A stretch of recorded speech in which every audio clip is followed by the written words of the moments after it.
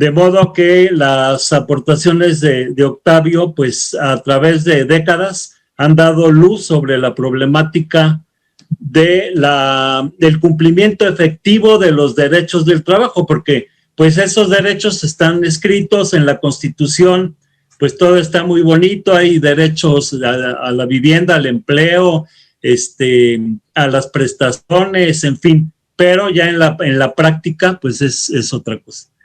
Bueno, sin más preámbulo, pido un aplauso virtual para Octavio, que nos hace el honor de estar aquí con nosotros.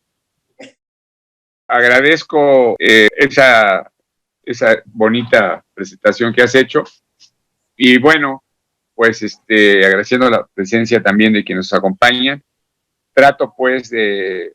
No hay una gran cantidad de información sobre esto, no hay una gran cantidad de información, pero sí lo suficiente como para poder entender este fenómeno que no es sino una simulación. Yo empezaría diciendo que el outsourcing en realidad ha constituido una simulación laboral que en 2012, con la aprobación de esta reforma a la ley de 1970, que es la que sigue vigente, pero con las reformas del 12 y el 19, bueno, pues se volvió un patente de corso, ¿no? La exposición de motivos de la iniciativa presidencial, voy a desglosar más, pero voy a presentar algunas definiciones. Por ejemplo, esta exposición de motivos de la iniciativa presidencial, porque se reforman, adicionan y derogan diversas disposiciones, señala que la subcontratación es un esquema actual, lo leo textualmente, y consiste básicamente en que una persona física o moral encarga la realización de determinados procesos a otra dedicada a la prestación de servicios. Y ya después, en el artículo 15A, como lo había yo mencionado, actual, aparece, de acuerdo con esta reforma del 12, una definición en la cual se señala que el régimen de subcontratación es aquel por medio del cual un patrón denominado contratista, lo cual no es tan cierto como lo vamos a ver, ejecuta obras o servicios. Quien las ejecuta es el contratante. Es una mentira, es una farsa lo que aparece aquí, ¿no? Todo aparece con buena fe, pero no. Obras o servicios con sus trabajadores bajo su dependencia, tampoco es cierto. No están bajo su dependencia. Es más, a veces ni los conocen, a veces son empresas fantasmas, otros no tanto, chicas o pequeñas, a favor de un contratante, persona física, la cual fija las tareas, eso sí es cierto, del contratista, pero no del contratista. Las que él le impone es un patrón normal, pero que se escuda en una figura jurídica que se conoce mundialmente como el outsourcing y que corresponde a la subcontratación. Sin embargo, por ahí algunos partidos lograron en esta reforma que se hizo y en la que se introdujo esta figura, señalar puntos que deberían haber sido, si hubieran sido obedecidos realmente, ¿no? Más que no hay sanciones reales, pues no se cumplieron. Por ejemplo, se señaló que no podrían realizarse actividades sustantivas semejantes que constituyen el objeto principal de la empresa. O sea que no podrían tener estos trabajadores subcontratados por la empresa contratista que se los proporcionaba, supuestamente, no podrían llevar a cabo trabajos semejantes a los que llevara el grueso, la mayoría de los trabajadores. Lo que sí quedó, finalmente se quitó en la propia Cámara de Diputados, que de alguna manera podía haber cuidado que se cumpliera, pero no. Lo que se dejó fue que se debía justificar el carácter especializado, y esto desde luego no es cierto, porque hay empresas cuyos trabajadores, incluyéndolos a todos, están bajo este régimen y no son especiales, ni realizan obras especializadas, ni servicios especializados. También se especificó que no podían abarcar la totalidad de las actividades iguales que se desarrollan en el centro de trabajo. Claro que las realizan. Es raro la que realiza otro tipo de trabajos, ¿no? Y que no podrían tener labores semejantes iguales a las que realizaran el resto de los trabajos. Se parecen incluso algunas de ellas. Pero bueno, y se señalaron además algunos otras medidas que parecerían buenas, por ejemplo, el que se decía que el contratante, o sea, en realidad el verdadero patrón, pero que supuestamente era el que recibía de la contratista los trabajadores, debería cerciorarse de que la contratista contara con los elementos propios suficientes. Ese es un problema. Yo en alguna sesión, en alguna clase, cuando todavía eran presenciales, les preguntaba a mis alumnos, a ver, compañeros, en relación con otra figura que también utiliza estos vocablos, ¿cuáles son los elementos propios suficientes? Y nadie me los pudo decir. ¿Por qué? Por la redacción. Si existe la palabra patrimonio, patrimonio. Entonces deben cerciorarse de que tiene patrimonio para cumplir con sus obligaciones laborales, fiscales, de vivienda, etcétera, ¿no? Y no lo tienen. Como vemos, en todo caso no deja de ser una simple simulación. ¿Por qué? Porque en los términos de la Ley Federal del Trabajo, del artículo 20 de la ley, se dispone que la relación de trabajo, y se dice, no importa el acto que le dio origen, no importa por qué razón está laborando, es la prestación de un trabajo personal, Juan Pérez, subordinado, siguiendo órdenes directrices de un patrón, precisamente un patrón, mediante el pago de un salario. Y la definición propia del contrato individual es aquella por medio de la cual un trabajador se obliga a prestar un trabajo, otra vez, repiten, personal subordinado. Esto lo introdujo un autor muy importante, conocemos muchos, don Mario de la Cueva, que fue rector de la Universidad Nacional Autónoma de México, autor de los mejores libros del derecho del trabajo que se han escrito, muerto ya hace 25 años, pero que su libro está al día porque era tal el prestigio que tiene que se puso al día. Yo una vez estuve en un congreso en La Habana, Cuba, en 89, 90, y era un congreso de derecho del trabajo iberoamericano. Había, representantes de España, representantes de Argentina, de Brasil, de Guatemala, de Honduras, de Ecuador, etcétera, etcétera, etcétera. Y todos cuando oyeron ese nombre se pusieron de pie, y había muerto ya hacía años, y pusieron un aplauso que se desgranó prácticamente ahí, ¿no? Entonces, esto de que la relación o el contrato individual sea entre quien presta el trabajo, personal subordinado, pues no es eso, y quien lo presta es el trabajador al supuesto contratante. Entonces, son mentiras. En la realidad concreta hay dos formas en que se presenta. Una, la subcontratación se presenta. Una, en una empresa pequeña con muebles rudimentarios,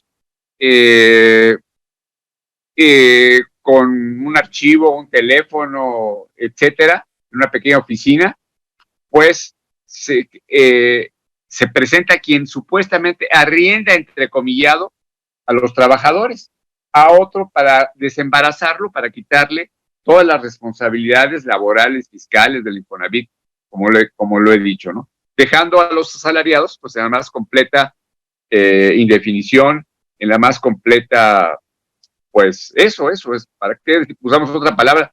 Sí, esa es muy, muy completa, ¿no?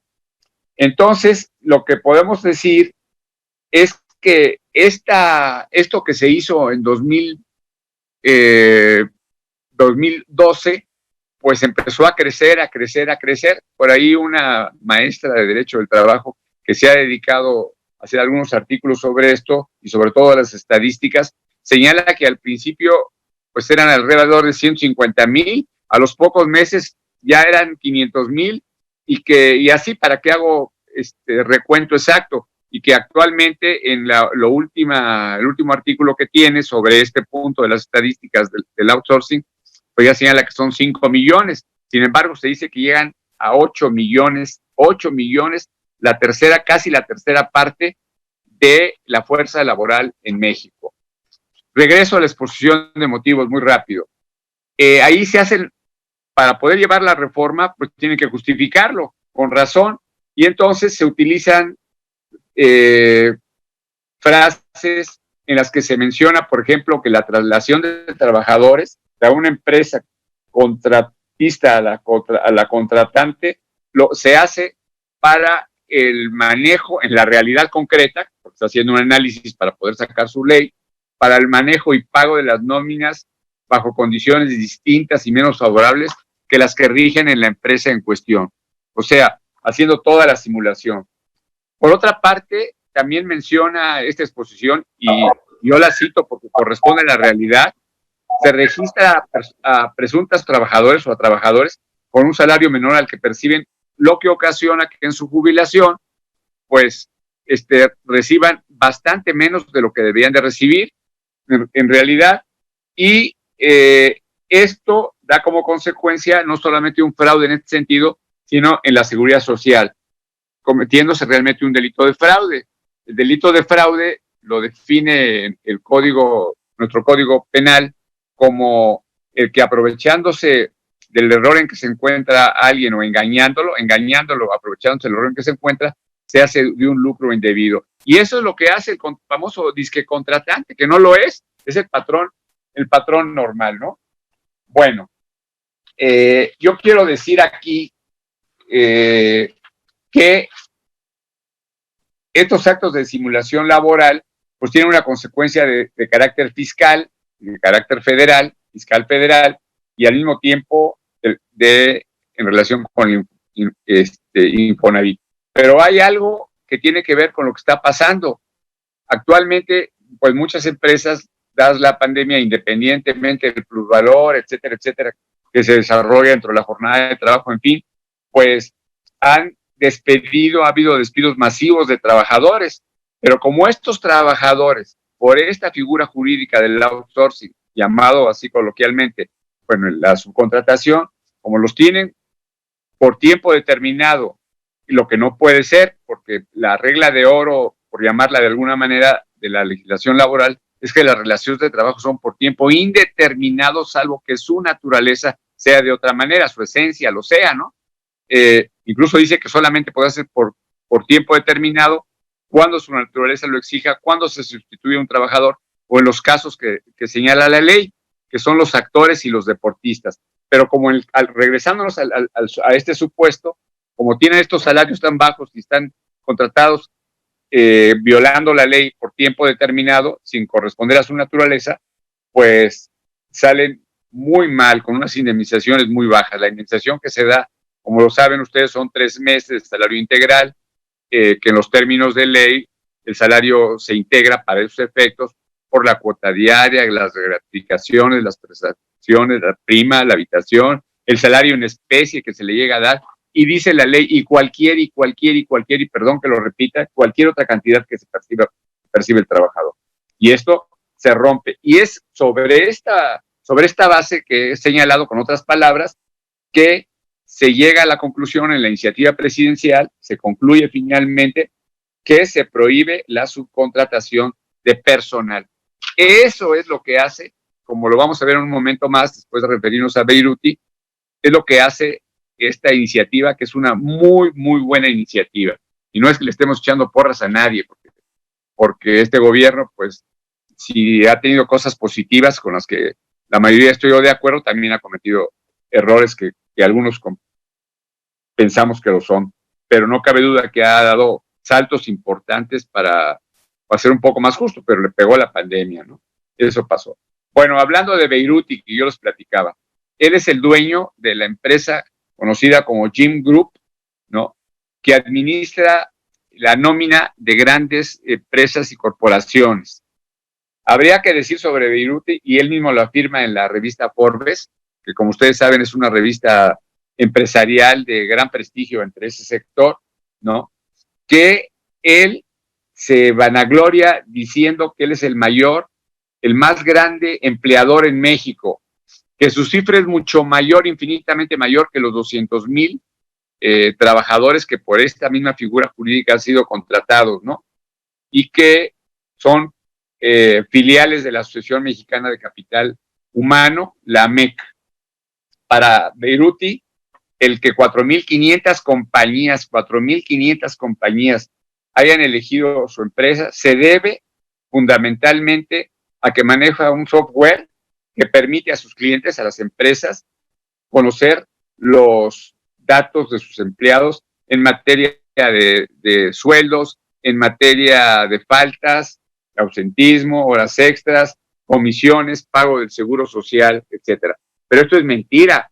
Es una empresa que simplemente está sirviendo como respaldo ahí y hace enjuague lenguajes de todo tipo jurídico, algunos que incluso los tendría que hacer un estudio mucho más auxiliado por otras áreas del derecho para ver todo lo que están haciendo. Y entre estas empresas se encuentran nada menos que Walmart, que a nivel mundial está considerada como una de las empresas que mayormente violan los derechos de los trabajadores, Comex, Afirme, HSBC y Santander, nada menos y nada más que dos de los principales bancos de México. Walmart ha manifestado incluso, y bueno, quienes han hecho investigaciones tras mano y han dicho de alguna manera que no usan solamente a Beiruti, sino que utilizan otras empresas, pero bajo este rasgo. Es una defraudación brutal a los derechos de los trabajadores. Habría que mencionar que la facturación anual de Gin Group, ronda dicho por el propio Bill, confesado en Forbes, confesado por él y no desmentido por nadie, que ronda los 31 mil millones de pesos. Y me voy ya a hacer algún comentario sobre la iniciativa en los artículos, bueno, todos los artículos son poquitos en realidad, en el decreto que reforma, adiciona y deroga diversas disposiciones. Estoy leyendo el encabezado a propósito de la Ley Federal del Trabajo, y luego ya hace mención a los artículos. Yo empiezo a meter a ellos y señalo en primer lugar al intermediario. El intermediario es la persona que intermedia entre el patrón y el trabajador para conseguir empleo. Así estaba. Y este artículo fue adicionado y entonces quedó, aquí me voy a permitir en algunos de los artículos explicarlos, obviamente, decirlos, pero algunos vale la pena detenerse a la letra para que vean ustedes.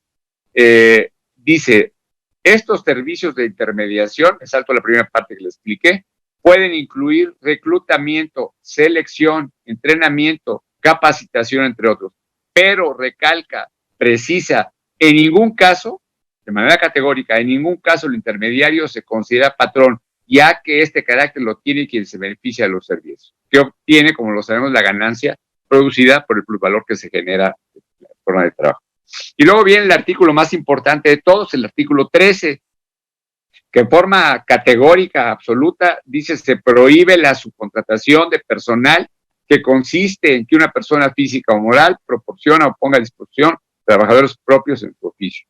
Sin embargo, un artículo posterior, el artículo inmediatamente siguiente, el 14, dice cuáles no pueden ser considerados como, qué empresas pueden ser no consideradas como subcontratistas, y dice aquellas que realizan servicios especializados, obras especializadas, y que no forman parte del objeto social de la actividad económica que beneficiaria de los mismos, siempre que el contratista cuente con la autorización de, no lo dice aquí, pero señala el artículo 15, que hace referencia a que quien da la autorización es precisamente la Secretaría del Trabajo y Previsión Social. También hace en un segundo párrafo, menciona que deberá formalizarse esto mediante un contrato que necesariamente deberá ser escrito, se entiende, bajo pena de nulidad, en el que se señale el objeto del servicio proporcionado a las obras a ejecutar, así como el número de trabajadores que se van a requerir. Y luego viene un último párrafo de este mismo artículo que compromete también al beneficiario, compromete tanto al contratista, a la contratista como al contratante, al supuesto contratante, y se dice, muy bien dicho, ¿no? Me permito leerlo, es decir, se refiere ahorita lo leo, se refiere al aspecto solidario, a que tiene que responder, que ambos tienen que responder si falla la contratista, ¿no? El contratante tendrá que ser solidario. Se señala, dice, la persona física o moral que contrate la prestación de servicios especializados o la ejecución de obras especializadas, que es para lo único que se permite en los términos del artículo que acabamos de ver, el 14, con una contratista que incumpla con las obligaciones que deriven de las relaciones con los trabajadores, será responsable solidaria en relación con los trabajadores utilizados para dichas contrataciones. Es decir, aquí garantiza de alguna manera que la contratante, quien se ha ostentado como no patrón, sino la contratista, no sé si espero estarme explicando bien, pues tendrá que responder solidariamente. Me quedan unos cuantos artículos, pero que vale la pena terminar de una vez con todos los que están. Son ya prácticamente 3, 4 artículos. Bueno, 3, 4 artículos. El artículo 15, ya lo habíamos mencionado. ¿Ante quién tienen finalmente que pedir la autorización? Bueno, tienen que pedirla ante la Secretaría del Trabajo y Previsión Social, como lo habíamos señalado. Y en todo caso deberán estar al corriente de sus obligaciones laborales, fiscales y de seguridad social. También es importante observar otro dato que puede ayudar mucho a la democratización, porque señala que cada 3 años deberá ser renovada la autorización y por otra parte que se podrá negar o revocar esta autorización para las empresas subcontratistas que no cumplan con los requisitos que señala la misma ley, ¿no? Y algo fundamental, el que se cree un padrón de prestadores de servicios o de obras especializadas, el que deberá ser público y además estar en Internet para que lo conozcan los competidores, para que lo conozca cualquier persona del pueblo, para que lo conozcan los propios trabajadores. La Secretaría de Trabajo y Previsión Social, en todo caso, expedirá las disposiciones de orden general, que sería una especie de reglamento, porque esta es ley secundaria, para poder esto. Y termino con dos artículos, ¿no? Me faltaba algo muy importante. En el caso de sustitución de patrón, la sustitución de patrón se da de acuerdo con el artículo 41 de la ley cuando una empresa traslada, vende, se deshace y es otra empresa la que se encarga de esto. Esto viene regulado en el artículo 41, no voy a hacer referencia a todos, solo a que nos interesa, pero ahora se dice que deberá haber certeza en que deberán transmitirse los bienes o objetos de las empresas. Yo acabo de tener un caso de una estudiante que me hizo una consulta porque su padre pues tenía un problema, el señor iba a cambiar de razón social y dije, bueno, en todo caso, si lo indemnizan conforme a la ley, sacamos cuentas y me quedé de veras con la boca abierta cuando me di cuenta de que efectivamente no solamente lo indemnizó, raro, muy raro, pero no solamente en los términos de ley, sino fue más allá. Y lo recontrató. Bueno, quién sabe qué problemas tendría, pero por lo menos cumplió. Pero ahora deberá quedar claro. Termino ya, me llevo 25 minutos o más, ya casi media hora. También se señala en el penúltimo artículo en el que hago referencia, el 104, que el patrón que no permita la inspección o vigilancia de las autoridades de trabajo será notificado por instructivo para que comparezca y en todo caso de que no hacerlo se presumirá que no cuenta y con una multa independientemente de que haya cumplido o no haya cumplido, pero ya por el solo hecho de no permitir la inspección, de 250 a 5,000 veces la unidad de medida y actualización. ¿Qué es la medida de, a lo mejor la conocen ustedes, la unidad de medida de actualización? Miren, cuando se independizó el salario mínimo, cuando ya pudo tener autonomía y para que no fuera pretexto de que la inflación, que iba, etcétera, etcétera, entonces vino la famosa medida de actualización. Hay que recordar que este gobierno, independientemente de cualquier cosa, es cierto que subió 16, 20 y 15 el salario en los últimos años, que no lo habían hecho desde ¿cuánto? Desde 82 para acá, ¿no? Y luego, ya en un artículo final, señale que a quien realice la subcontratación de personal, a que se refiere el artículo 13, es decir, la prohibición del artículo, y que no cumpla con las disposiciones del 14, que ya vimos, las excepciones de obra especializada o servicios especializados, que no cumpla, pues se le aplicará una multa de 2,000 a 50,000 veces la unidad de medida y actualización, que si bien equivale en algún sentido al salario, ha bajado alrededor del 30% pero sí es una medida muy, muy fuerte, ¿no? Entonces, en términos generales, yo podría decir esto, agregando que primero Monreal, primero antes que él, Gustavo de Hoyos, el expresidente de la Coparmex, que desde que empezó este gobierno pero por cualquier cosa y ayudado por los medios de comunicación, fue un fusil caminante en contra de él, ¿no? Y las gentes más reaccionarias y más de derecha, y obvio, cuidan su patrimonio y es entendido, pero no en la forma con las mentiras y las barbaridades que llegó a hacer. Incluso, ¿cómo se llamaba este hombre que fue secretario del Trabajo y Previsión Social? Que hasta los de derecha, los compañeros de derecha del departamento decían, ese es un porro. Javier Lozano. Javier Lozano.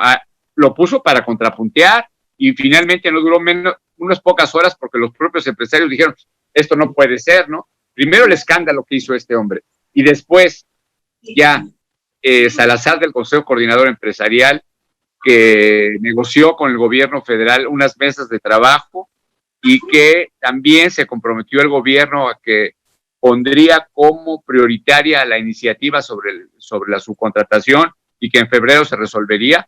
Pues lo cierto es que no se hizo, ¿no? Lo cierto es que la iniciativa preferente fue la que se hizo sobre la electricidad, básicamente fue la que salió y que se espera que salga en menos de un mes, porque las preferentes, como ustedes saben, pues deben resolverse en un mes y si no se quedan como están, si no se negocian o pasa algo, ¿no? Pero y el outsourcing ya no se habla nada, salvo las declaraciones que les comentaba yo de este hombre Monreal, en el sentido de cuando Hernán Gómez, que algunos lo habrán visto en La Octava, por ahí, en un programa que tiene, que se llama El Octágono o algo por el estilo, lo entrevistó y en forma directa le dijo, bueno, usted está luchando en realidad por subir por mejorar o está luchando por su carrera política. Y dijo, no, nada de eso, ¿no? Lo que pasa es que hay que oír a todas las partes, pero no.